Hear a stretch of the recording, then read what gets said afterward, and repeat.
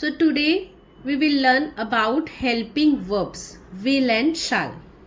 Helping verbs will and shall talk about things that will happen in the future.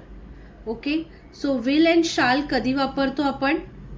Future tense साठी, म्हणजेच भविष्य काळासाठी. ठीक आहे, टॉक अबाउट द फ्युचर एवढं लक्षात ठेवा फ्युचर टेन्स साठी. आता विल आणि शालचे आपण डिफरन्शिएट बघूया. We use will with the subject I, you, he, she, it, we किंवा दे. यासाठी आपण काय वापरतो? विल वापरतो. शाल कधी वापरतात? We use shall with the subject I and we. Normally आपण आय शाल, वी शाल असं यूज करतो, बरोबर. आणि विल साठी he will, she will, it will, they will. ठीक आहे, कधी कधी आपण आय विल, यू विल असं सुद्धा यूज करतो. तर आपण आय विल, आय शाल यापैकी कुठचंही एक फ्युचर टेन्स मध्ये उपयोग करू शकतो हेल्पिंग वर्बचा. ओके, सो एक्झाम्पल्स आहेत. I will eat lunch later, म्हणजे मी नंतर जेवेन. You will have a great time, तुमची वेळ चांगली जाऊ.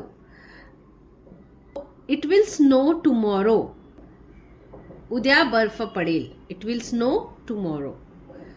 शाल, I shall cook for everyone, मी सगळ्यांसाठी जेवण बनवेन. We shall have a test tomorrow, माझी उद्या काय आहे? टेस्ट आहे किंवा एक्झाम आहे.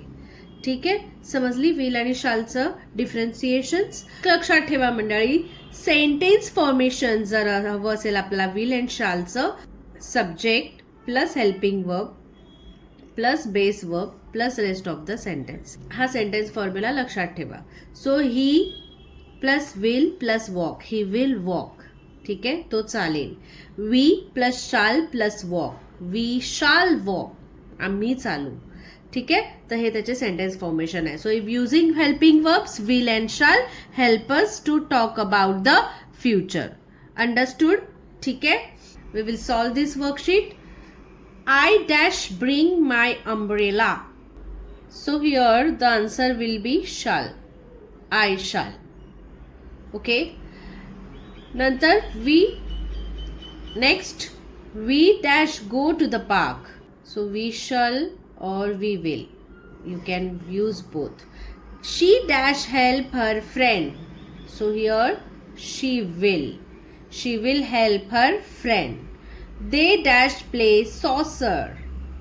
They will play saucer. He dash finish his homework. He will finish his homework. You dash come to the party. You will come to the party. Now you have to tell me the answer of it dash rain tomorrow.